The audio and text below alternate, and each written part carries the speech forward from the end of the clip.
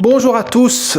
Quelques réflexions sur un livre interdit qui a fait polémique cette semaine, qui s'appelle Péché et guérison.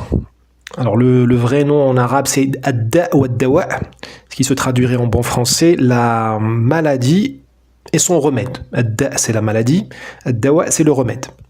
Sentait certainement la rime. Ad-Da ou Ad-Dawa. Là, on est déjà dans une tradition arabe magnifique qui est l'art de donner un titre, des titres qui riment. C'est la vieille tradition arabe de donner des titres comme ça qui riment et qui sont déjà qui attirent le lecteur.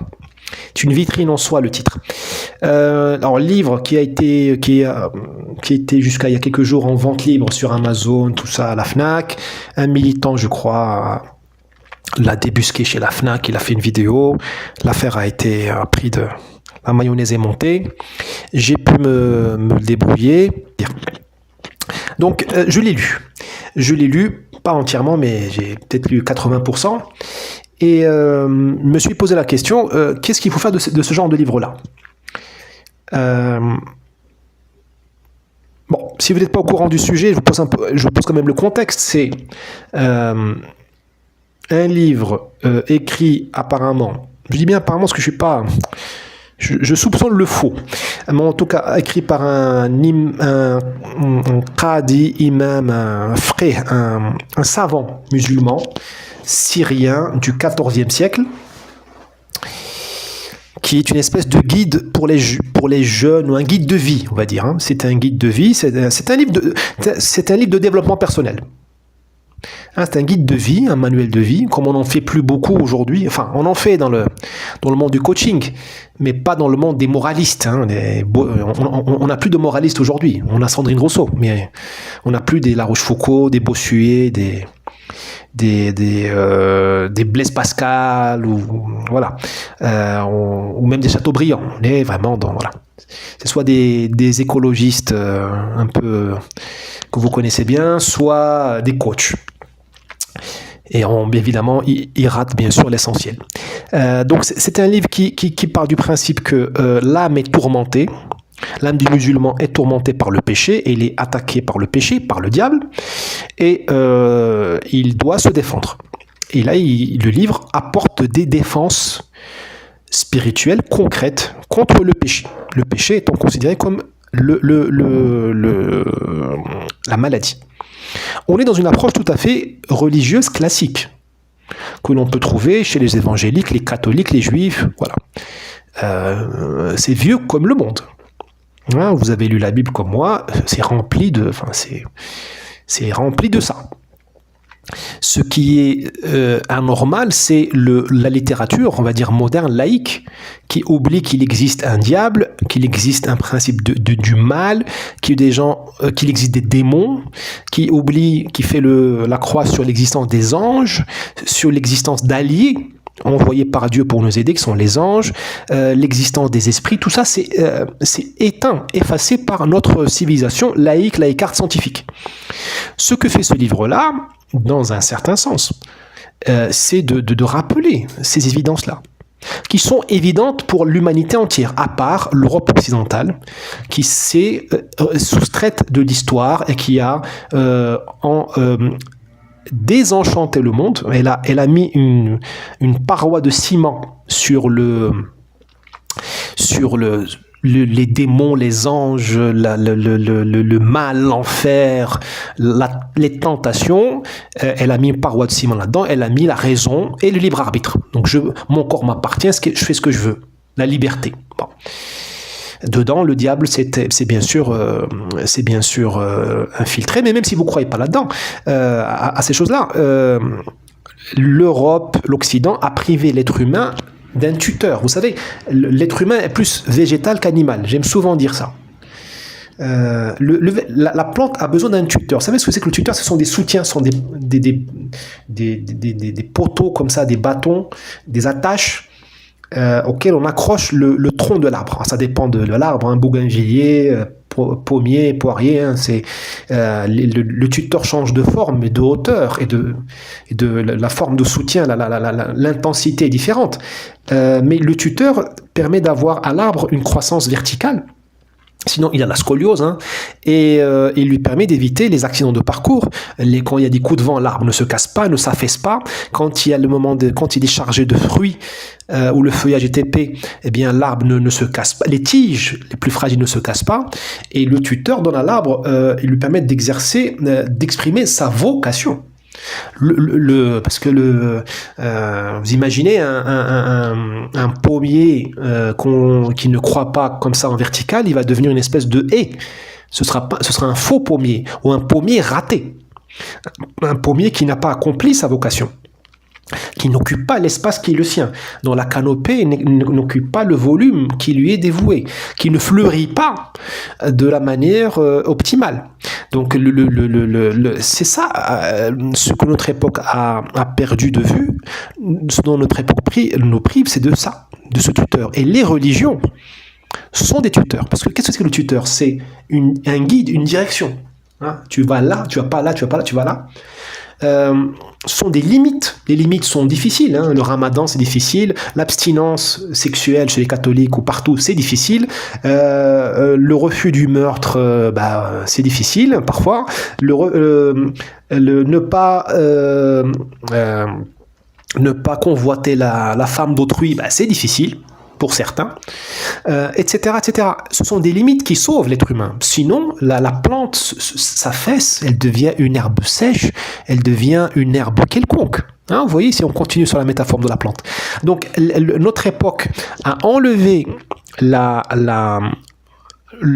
morale religieuse, faite d'interdits le plus souvent absurdes, discutables, lourds, mais qui ont le mérite de donner ce cadre-là, et on a mis à la place le libre arbitre et une morale républicaine.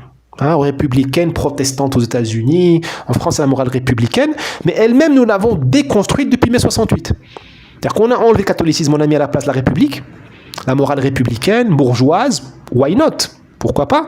Mais depuis mai 68, et là, avec les réseaux sociaux, l'immigration de masse, on l'a complètement dévitalisée. On la transmet plus. Même l'école ne la transmet plus. Parce qu'apparemment, c'est une morale bourgeoise, Bourdieu, tout ça, on peut pas, tout ça. C'est stigmatisant, c'est discriminant. Donc, nous créons des bêtes. Nous créons des bêtes. Des bêtes au sens de bêtes sauvages et bêtes mentalement pas très futées. Et nos enfants sont orphelins de ce cadre. Et ils vont le chercher quelque part. D'où le retour des religions chez tout le monde, pas seulement chez les musulmans, mais aussi en partie chez les musulmans, qui sont des populations qui souffrent moins de cette espèce de dépaysement, de cette déculturation forcée que je viens de vous décrire très rapidement. Parce qu'ils viennent de civilisations ultra religieuses, mais surtout ultra enchantées. C'est le monde de la sorcellerie. Le Maghreb, la sorcellerie, Jnoun, les Isha Kandisha, tout ça, c'est les roules, tout ça, c'est les monstres, les sorcières, les envoûtements, les monde africain aussi, pareil. Il n'y a pas que la religion, mais tout va ensemble. D'ailleurs, la Bible, le Coran, tout ça le disent, hein, tout va ensemble. Hein, c'est les mêmes énergies invisibles. Et où Dieu nous donne le guide pour savoir les administrer, avec qui parler et qui éviter. En Afrique, le monde du candomblé, du Yoruba, tout ça, bon, ça c'est un monde de vaudou, tout ça, c'est le stade ultime. Donc cette civilisation musulmane, en deuxième, troisième génération, retrouve très facilement, retombe très vite sur ses pattes. Elle voit le vide et elle retombe sur ses pattes. Sauf que les gens ne vont plus redemander à leur grand-mère marocaine ou algérienne de leur raconter les histoires du marabout, des Aurès ou de l'Atlas ou de la Kabylie. Ils vont lire les livres islamistes. C'est les seuls qui sont là. Le vide est rempli par les islamistes, qui vous sortent des livres comme celui dont on parle aujourd'hui. Moi, il me semble que ce livre ne date pas du XIVe siècle. Bon, il me semble que c'était un faux. Bon, j'ai pas les moyens techniques pour le prouver. Bon, en tout cas, officiellement, il sort du XIVe siècle et c'est une thèse. Hein, donc il prend plusieurs péchés et il documente la thèse avec des hadiths, donc des paroles du prophète, selon une recension faite par un grand imam, al-Albani, un imam du XXe siècle. Qui est mort à la Mecque, un grand monsieur, salafiste, tout ça, bon, mais une tête, une sommité, très reconnu dans le milieu salafiste. Je crois qu'il a même créé la faculté. Il était un des membres fondateurs de la faculté des sciences islamiques de Médine, dans les années 40, c'est dire. C'est un bel Albanais aux yeux bleus. Hein, c'est un avatar du monde turc. Hein, je crois qu'il est né en 1909. Donc à la fin de la présence turque dans les Balkans, et les Turcs ont islamisé les Balkans, et puis ils aspiraient les têtes, soit pour l'armée, soit pour les études islamiques. Bon. Je doute de tout, enfin, peu importe à la limite. Ce qui importe, c'est le résultat de ce livre. C'est que ce livre, il arrive au moment où la jeunesse musulmane d'Europe, de France, est complètement perdue. Où elle a une recherche très forte de guide. Qu'est-ce que c'est qu'un homme? Qu'est-ce que c'est qu'une femme? Qu'est-ce que c'est qu'un adulte? Qu'est-ce que c'est qu'un enfant? Comment je dois me comporter? Comment je dois faire pour être sauvé par Dieu? Comment je me comporter pour ne pas devenir fou dans une époque qui rend fou? Voilà les questions que nos jeunes se posent. Parce qu'il n'y a pas que l'éco-anxiété. Il y a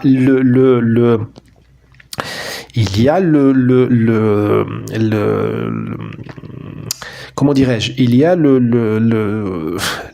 les vieilles questions existentielles. Ne pas devenir fou. Rendez-vous compte, vous êtes une femme aujourd'hui. Tu es une femme musulmane. Même, enfin, peu importe. Qu'est-ce que c'est qu'être une femme aujourd'hui? C'est se donner au premier venu ou se préserver. Hein, j'utilise les termes haïtiens. Est-ce qu'il faut travailler comme une dingue pendant son âge fertile, de 15 ans à 30 ans, et commencer à penser à avoir des gosses à 35 ans quand la fertilité plonge? Est-ce qu'il faut servir un homme qui gagne moins bien que toi, et qui est parfois, voire souvent, moins astucieux, moins, comment dirais en français, moins soigneux que toi, moins discipliné, moins rigoureux que toi au niveau du travail? Souvent, je le vois chez mes amis qui ont des entreprises, les filles musulmanes sont plus performantes et sérieuses que les garçons musulmans. Donc, tu te mets dans la peau d'une fille. Est-ce que ça vaut la peine de te marier avec un type comme ça et de le servir, entre guillemets, alors que je rapporte plus que lui? La question de la beauté, du narcissisme sur les réseaux, comment je fais, c'est très difficile d'être une femme aujourd'hui. Dans un monde, il n'y a plus d'hommes. Parce que les hommes, nous avons été déconstruits, démantelés, etc. etc. Qu'est-ce que c'est qu'être un homme aujourd'hui? Est-ce que c'est le modèle de la racaille? Est-ce que c'est le modèle de l'ultra-violence de la DZ Mafia? Est-ce que c'est le modèle du trader? Est-ce que c'est le modèle du gars qui fait de la crypto-monnaie? Est-ce qu'un homme dit des gros mots? Est-ce qu'un homme est un type élégant ou pas? Vous voyez à quoi ressemblent les hommes aujourd'hui? C'est le modèle bandit. Le modèle bandit s'est imposé comme le modèle de l'élégance masculine. Dans l'immigration et ailleurs. C'est une catastrophe. Nos grands-parents portaient de la cravate. Ou la djellaba. Moi, je rêve, d'ailleurs, je vais me faire dès que j'aurai un peu d'argent, là, je me fais des belles djellabas. 2 pour l'été, 2 pour l'hiver, parce que c'est des matériaux différents. Mais je vais vais pas les porter en France pour pas énerver les gens. Mais je les porte chez moi à la maison ou au Maroc, mais avec grand plaisir. Mais c'est beaucoup plus noble que de porter les survêtements Nike ou Lacoste que je vois aujourd'hui. Mais avec ces coupes de cheveux, c'est une mode de voyou. Je ne veux pas faire un propos pamphlétaire facile. C'est pas le but. C'est très facile de polémiquer, de provoquer. Mais je parle avec amour de ces jeunes. Vous valez mieux que ça. Mais je me mets à votre place. Vous n'avez pas de référence. Il n'y a pas de référence. C'est rare de voir des hommes bien qui se portent bien. Ça contamine la parole, la manière le propos de l'homme. Est-ce qu'un homme passe sa vie au café ou au bar? Est-ce qu'un homme passe sa vie sur un réseau social en train de regarder qui fait quoi, qui se attrape qui sort avec qui dit... Mais quelle est la posture de l'homme face à la vie? Est-ce qu'un homme est violent? Ou est-ce qu'un homme contient la violence? Qui est plus homme que l'autre? Celui qui contient la violence, la transforme en création artistique ou en argent, ou en prestige, ou en honneur, ou celui qui donne des coups? La question n'est pas du tout évidente pour une grande partie de la population. Pas du tout évidente. Qui ont été ravagés par les mauvais exemples donnés. Alors les gens se tournent vers l'islam. Vers qui voulez-vous qu'ils se tournent? Vers qui voulez-vous qu'ils se tournent? Vers bon, je vais pas citer de nom. Vers France Télévisions, programme vers Quotidien, vers C'est dans l'air. Vous voulez qu'ils voient vers Ruquier, vous voulez qu'ils voient vers le monde du rap, le monde du foot. Dieu nous en garde. Mais vous voyez ce que je veux dire? Les gens vont... Il ne faut pas tirer à vue sur le retour vers la religion musulmane. Il faut comprendre. Et donc, vous voyez là où je veux en venir. Il y a en France on va au plus facile. En France, on va toujours au plus facile actuellement. À droite comme à gauche. Dès que tu dis à quelqu'un... il faut interdire. Il faut interdire. Mais bon, tu ne vas pas interdire la respiration. Tu ne vas pas interdire la respiration. Les gens ont un besoin spirituel. Tu ne vas pas leur interdire ce besoin spirituel. Ils vont le chercher sur Internet.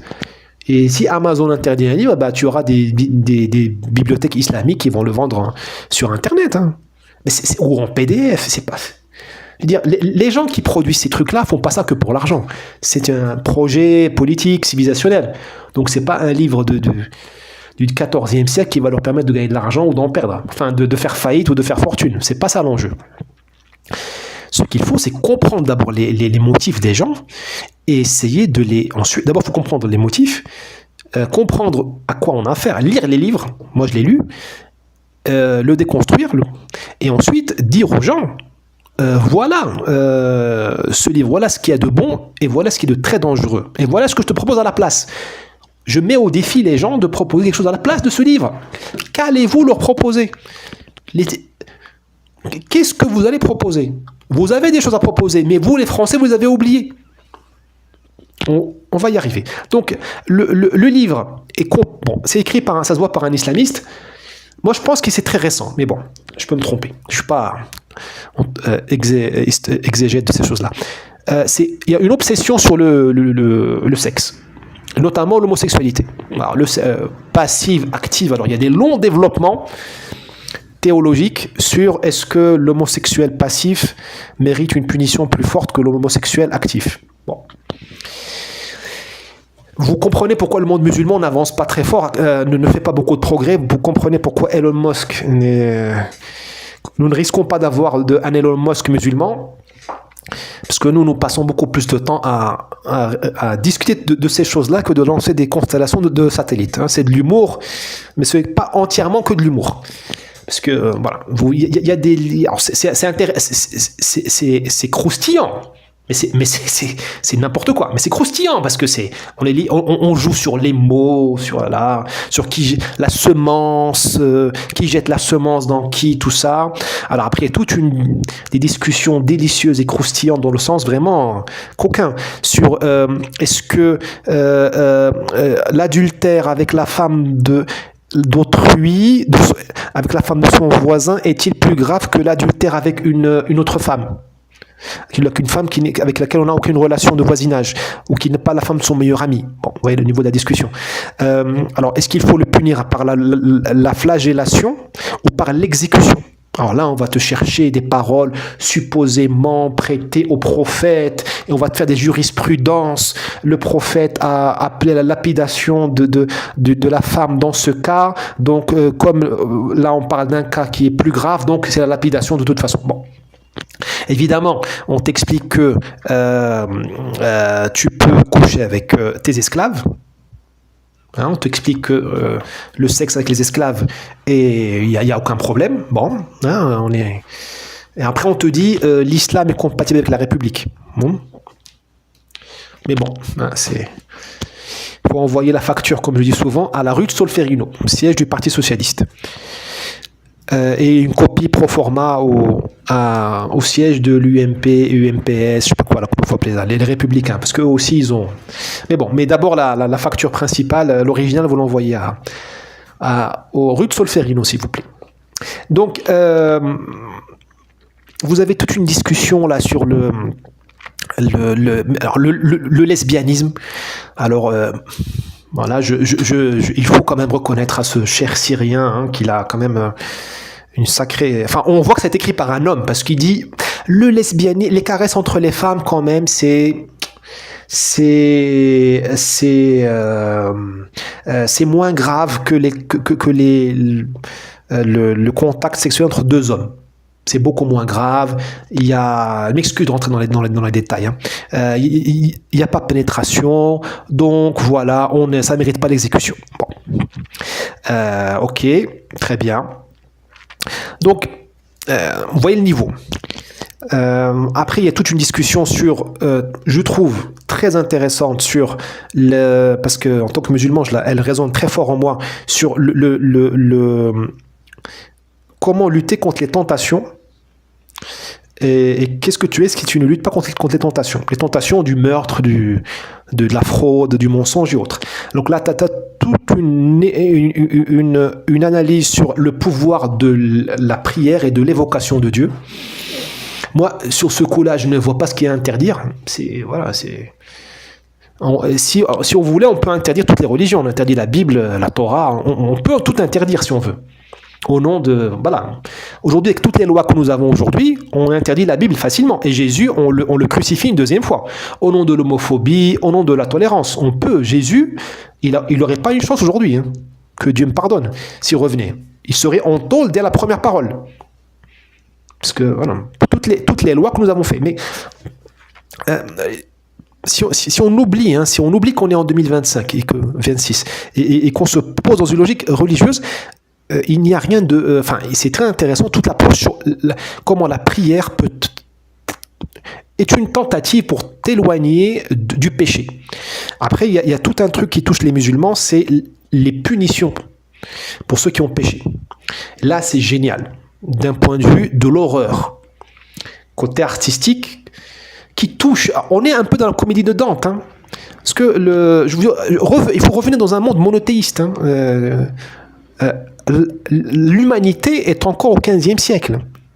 L'humanité. Il n'y a que l'Europe occidentale qui est au 21e. Mais les gens vivent encore dans un monde où ils ont peur d'aller en enfer. Et des supplices de l'enfer. Et les supplices de l'enfer sont décrits d'une manière très détaillée dans ce livre. Donc ça touche les jeunes. Ça touche les jeunes. Parce qu'ils d'abord ils sont malades et puis ils ont besoin d'images. Ils ont besoin d'images. Ils ont besoin de savoir où ils mettent les pieds. Ils ont besoin d'un chemin. Un chemin. D'ailleurs, le grand cheikh des frères musulmans, Sayyid Qutb, à son livre, il l'appelait Ma'alim fi tariq, des références sur la route, des jalons sur la route. Les jeunes ont besoin d'un chemin, et plus il imagine, plus ça les intéresse. Je me fais comprendre là. Comme les livres pour teenagers, hein, c'est comme les films d'horreur, faut que ça dégouline. Et là, vous avez le supplice de la tombe. Et tous les musulmans, nous avons peur du supplice de la tombe. Ce qui paraît que dès la tombe, dès le moment où tu es enterré, déjà tu es torturé si tu t'es mal comporté. Il y a des images où la terre écrase et te fait exploser ta cage thoracique. Enfin, il y a une évolution sur la boue de la folie. Moi, j'ignorais ça, que on te fait manger dans l'enfer la boue de la folie, une boue qui te rend dingue, que tu rencontres dès la mort quelqu'un qui te ressemble mais en moche, en guenille, et c'est la synthèse de tes mauvaises actions. Je fais pas la pub du livre, je vous dis juste à quoi vous avez affaire. Parce que vous, en tant que Français, vous avez affaire à ces jeunes de l'immigration qui vont chercher dans ce livre un guide que vous ne leur donnez pas. Bon, on va parler de ce qu'on pourrait leur donner. Bien sûr, le livre appelle au meurtre des chrétiens et des juifs. Évidemment, ça c'est criminel. encore une fois, envoyer la facture à Ruth Solferino, parce qu'avant d'amener la religion musulmane en France en force, il fallait y réfléchir. Mais M. Mitterrand n'y a pas réfléchi. Maintenant, M. Giscard d'Estaing non plus n'y a pas réfléchi. Maintenant, il va payer les conséquences. Parce que l'islam a toujours été comme ça. L'islam a toujours été comme ça. D'accord? Il n'y a jamais eu de tromperie sur la marchandise. C'est l'Europe, la France, qui a vendu un mensonge. La paix, l'amour, la tolérance. Elle a confondu l'islam avec le catholicisme dévirilisé, dévitalisé. Démantelé. Bon, maintenant on paye le prix. Il y a quelque chose de très important dans ce livre, c'est qu'il dit, à un moment donné, imiter un peuple, c'est commettre ses crimes. Grosso modo. Imiter un peuple, c'est commettre ses crimes. Donc c'est, toi tu es musulman en France, hein, tu as 18 ans, tu as 15 ans. Tu ne connais de la France que Zinedine Zidane, Médine, Bouba, Macron.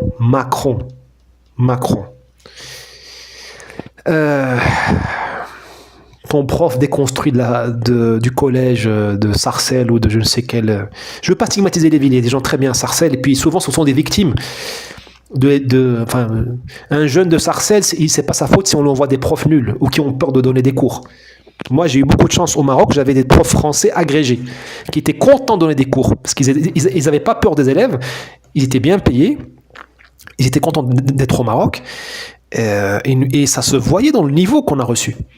J'ai eu beaucoup plus de chance que des jeunes français de souche ou immigrés qui sont aujourd'hui à Vénissieux ou à Épinay-sur-Seine.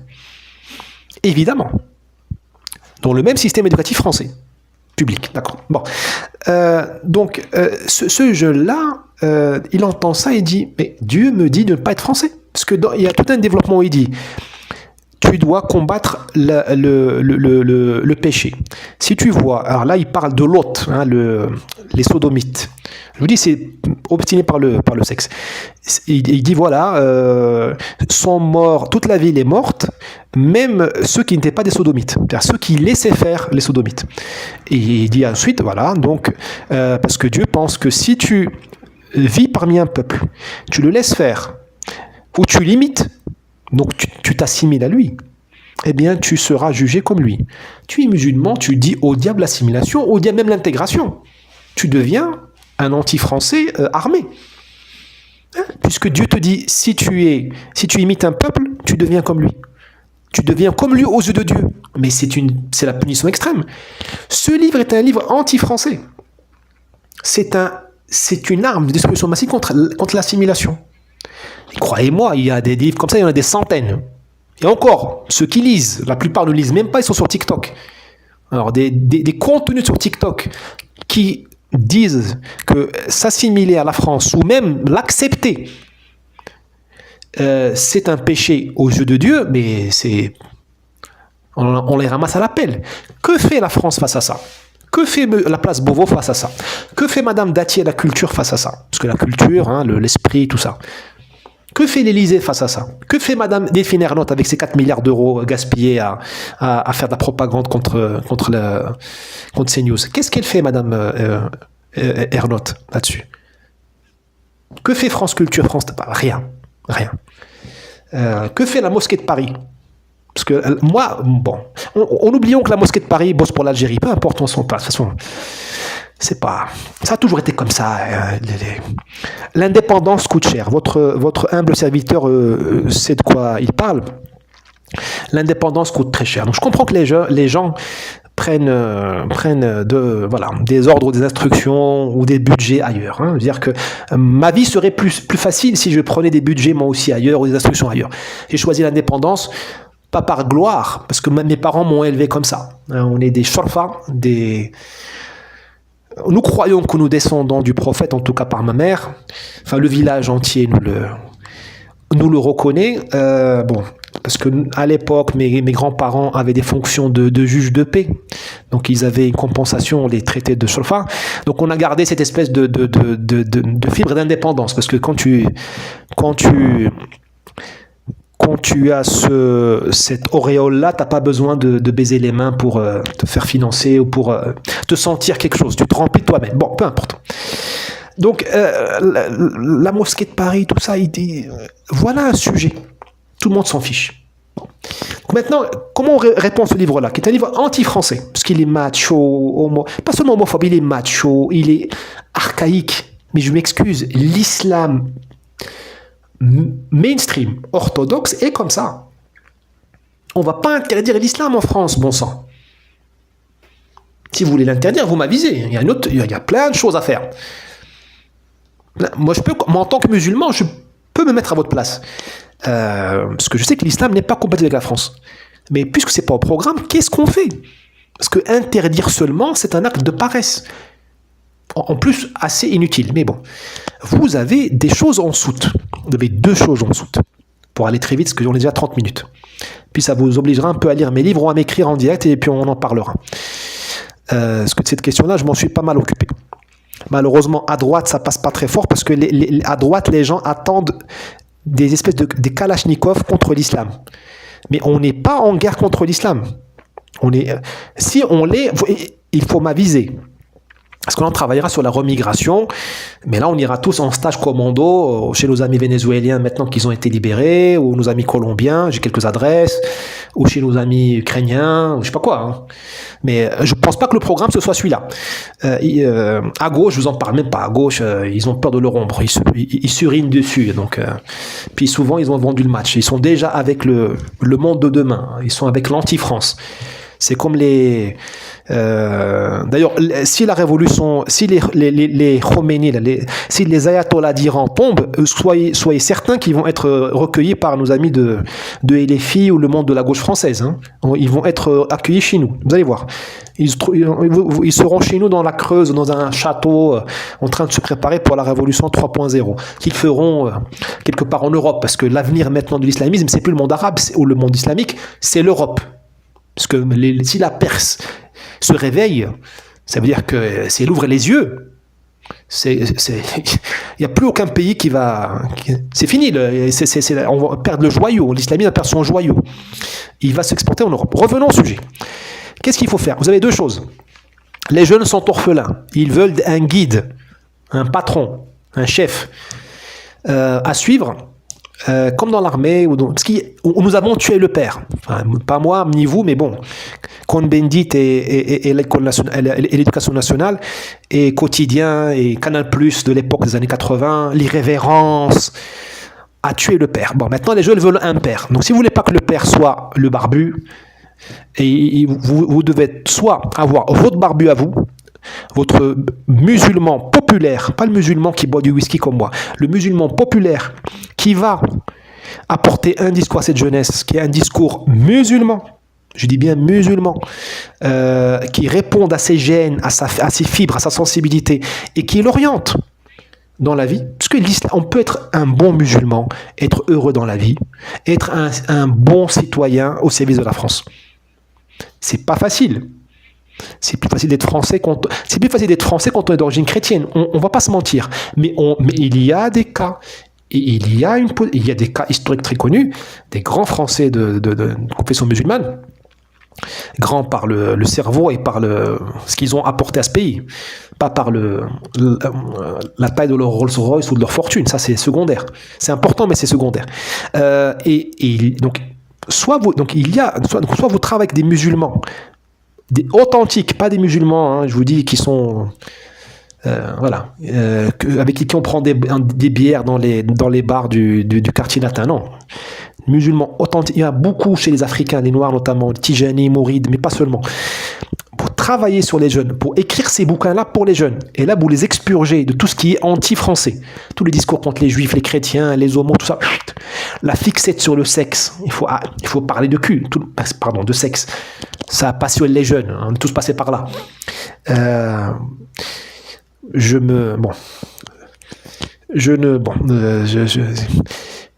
Je ferme la parenthèse, même si c'est très important.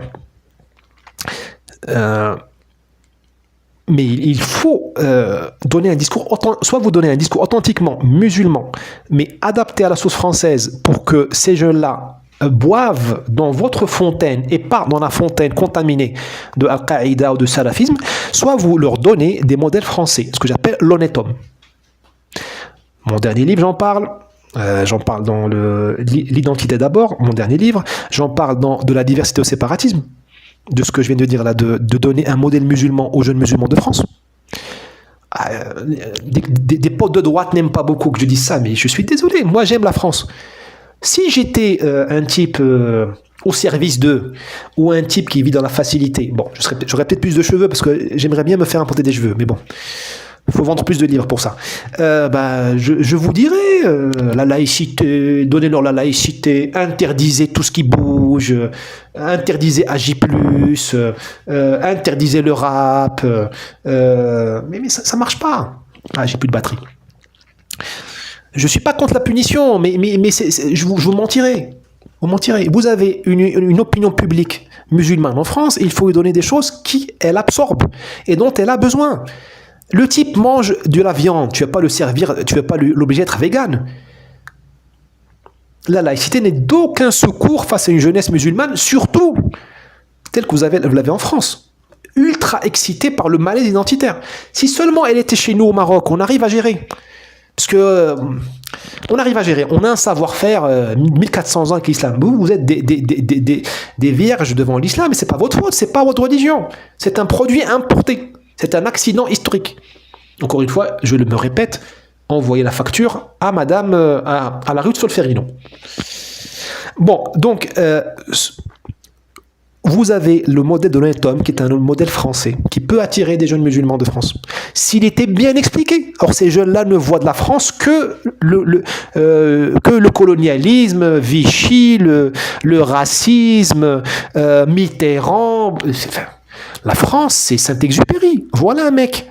Voilà, c'est Romain Gary. Voilà un mec. La France, c'est Blaise Pascal, les pensées. C'est La Rochefoucauld, les Maximes. C'est un type qui s'appelle Vauvenargues, Marquis de Vauvenargues, un gars du 18e. C'est un militaire qui a un peu raté sa carrière, mais il a écrit un livre qui s'appelle Conseil à un jeune homme ou à un jeune ami. Superbe. Sur la vanité de la vie, comment se comporter en société. Les jeunes ont besoin de ça. Comment séduire une femme, comment faire une famille, comment réussir dans la vie. Soit vous leur donnez ces réponses-là à la française et vous avez le modèle de l'honnête homme qui est là. Soit ça va être les Américains qui vont le donner à votre place, ou la DZ Mafia, ou vos fantasmes favoris, les Russes, ou les Azerbaïdjanais. Il y a un rendez-vous incontournable. Soit vous y allez, soit il va s'imposer à vous et vous serez grand remplacé. Le grand remplacement, c'est pas seulement l'arrivée de populations étrangères, c'est la jeunesse qui ne veut plus ressembler à ses adultes. Et ce que vous avez, là vous avez le grand remplacement des musulmans de France par les nouvelles générations de musulmans de France, qui sont beaucoup plus, j'exagère, mais beaucoup plus archaïques que les parents. Tu trouves plus de lumière aujourd'hui chez certains parents immigrés, sont beaucoup plus ouverts que certains jeunes, qui sont nés en France dans des bonnes conditions. Tu dis, c'est pas possible. Tu trouves plus d'ouverture culturelle, morale, tu trouves plus d'agilité. Comment on dit l'arabia, plus de malléabilité chez un jeune Marocain de Casablanca ou de Marrakech que chez certains jeunes de France. Mince. Il faut agir. Donc, soit vous allez vous faire remplacer par ce que disait Madame Hannah Arendt, des barbares, bien de chez vous, hein, soit des musulmans de France, soit des barbares de souche, parce que les problèmes sont les mêmes. Tous sont orphelins de cadres, de références, de tuteurs. Soit vous faites le boulot. Il n'y a pas de choix. Et là, il n'y a pas d'éco-anxiété, de réchauffement climatique qui va vous sauver de ça. Il n'y a pas de Poutine ou de Trump qui va vous obliger, qui va vous sortir de ce devoir à faire. Bon, j'ai changé d'avis cette vidéo, je vais la mettre aussi sur YouTube, et peu importe les GAFAM, on s'en fiche. Comme disait Marc Rubio, je m'en fous de l'ONU. Allez, n'hésitez pas à partager cette vidéo. Si vous voulez vraiment m'aider, au-delà de votre chère considération, il y a une cagnotte quelque part en bas, là je vais la mettre, et achetez les livres, achetez les cours. Hein, je n'aime pas montrer la vulnérabilité, mais elle est là. Hein, il faut c'est une bataille. Le bien contre le mal, je le dis comme je le pense. Le bien contre le mal. Et là, pour l'instant, le mal l'emporte. Vous n'en avez pas marre que chaque année, nous fassions le même diagnostic des mêmes élites stupides qui nous écrasent, pour pas dire autre chose, et qui nous volent notre avenir et celui de nos gosses. Vous n'en avez pas marre? Moi, j'en ai marre. Alors, il faut que chacun se bouge. Moi, le premier. Je fais pas assez. Mais il faut que nous osions le renouveau. Il faut c'est une guerre. C'est une guerre. Moi, j'appelle tout le monde à participer et nous ne faisons pas assez. Nous ne nous aidons pas assez. Je ne sais pas le reproche que je vous fais à vous. Je fais aussi aux militants de droite, la droite culturelle, même pas forcément. Oui, la droite culturelle, tout ça. On ne s'aide pas assez. On ne s'aide pas assez parce que les partis politiques de droite n'ont pas compris ou ne veulent pas comprendre. Ou font semblant de ne pas comprendre si on ne gagne pas cette bataille morale, on ne gagnera pas la politique. On ne gagnera pas la politique. On parle de guerre culturelle, mais c'est une guerre morale. Le bien contre le mal. Le bien contre le mal. C'est ça l'enjeu aujourd'hui. Vous avez une bande de gens malfaisants, d'esprits maléfiques qui font une OPA sur la jeunesse. Il n'y a pas que les islamistes. On en a commencé un peu à en tirer. J'ai les ai un peu décrits à grands traits. Vous avez une OPA sur la jeunesse. Une OPA sur notre civilisation. Nous avons les mêmes problèmes au Maroc, vous savez. Parce que partout ça va mal. Partout le mal l'emporte. Pourquoi? Parce que les gens bien sont isolés ou désargentés. Ou ne sont pas motivés. Donc j'appelle à cette union et un peu plus de clairvoyance. Et ceux qui peuvent aider doivent aider. À la limite, je ne devrais pas demander d'argent à ma chère audience. Les gens qui font de la politique devraient acheter nos livres. Ils devraient acheter 1000 livres, 2000 livres, à chaque fois. Parce que c'est ce qui est arrivé à Trump lors du premier tour, 2016. Il a gagné, mais pourquoi faire? Il était isolé dans sa forteresse. L'administration contre lui, le Congrès contre lui, les fonctionnaires contre lui, les médias contre lui. Il a fallu qu'il perde pour qu'il revienne avec le MAGA, avec toute une organisation culturelle et morale. Pas des églises, morales. Des influenceurs, des gens qui ont pu, quand il est arrivé au pouvoir, il a pu travailler. Là, il travaille, et encore, ça résiste. Croyez que demain arrive une force de droite en France au pouvoir, mais elle ne va pas gouverner. D'abord, elle va trouver un pays au bord de la guerre civile, parce que vous avez vu ce dont je vous ai parlé. Ce que boivent nos jeunes. Alors, je ne vous dis pas, ils ne vont pas travailler qu'un parti de droite. Mais en plus, ils auront une administration entièrement contre eux. France Télévisions ne va pas changer. Sur quelle force vive ils vont? C'est sûr. Il leur faut des forces vives pour leur faciliter.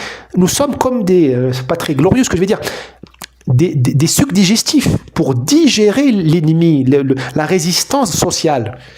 Il n'y a que les gens qui ont eu des fonctions de management, là je ne me fais pas des fleurs, là, mais je ne veux pas faire ma pub.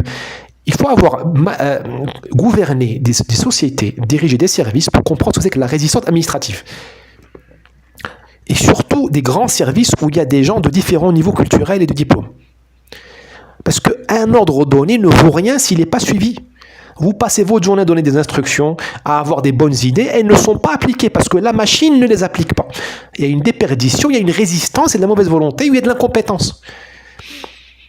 Donc si vous n'avez pas des milliers de petites mains, des moyennes mains, des hautes mains, vous voyez ce que je veux dire, des millions d'agents, des sucs digestifs aux différents niveaux du processus de gouvernement, vos idées, vous ne gouvernez pas le pays. Vous avez en votant la facture de vos échecs et personne ne vous reconnaîtra vos réussites s'il y en a. Voilà, bon. Allez, à bientôt. Et bon, je pense que j'en ai assez dit comme ça. Lisez-moi. Lisez surtout ce que j'ai dit, Saint-Ex, Romain Gary, Blaise Pascal. Là, vous êtes dans les grands esprits français. D'ailleurs, c'est grâce à ces grands esprits français que nous, nombre de Nord-Africains et d'Africains et d'Asiatiques et de Sud-Américains, nous avons rejoint la civilisation française. C'est grâce à Blaise Pascal, à Descartes, à un mec comme Saint-Exupéry. C'est grâce à des grands aventuriers français, comme on n'en fait plus, même des Salans. Bon, Salan, il est un peu, j'ai lu ses mémoires, il est un peu compliqué, parce qu'il a l'OAS et tout ça, mais quel homme! Si moi j'avais vécu le centième de ce qu'a vécu Salan, mais la terre me suffirait pas. J'aurais un ego, mais voilà. Vous avez, il faut lire vos grands hommes, pas seulement les grands esprits. Il y a les grands hommes. Bon sang, c'est ça c'est ça qui vous amènera la sécurité. Vous voulez la sécurité? Entourez-vous de grands hommes et de grandes femmes. Parce que c'est l'admiration qui dissuade, le magnétisme qui dissuade. Comme on dit en arabe, l'hiba. L'hiba. Je ne veux pas faire de... Le roi Hassan II, hein, les gens disaient qu'il y avait l'hiba. De loin, tu dis, oh, dissuasion. Ça fait partie du job. Et c'est ce qui manque aujourd'hui dans notre belle France. Ah bah voilà, la lumière est revenue. Dieu est... Allah yarham Hassan II, que Dieu est miséricorde de cette âme et de tous nos morts en ce vendredi. Vidéo tournée le vendredi. Allez, ciao.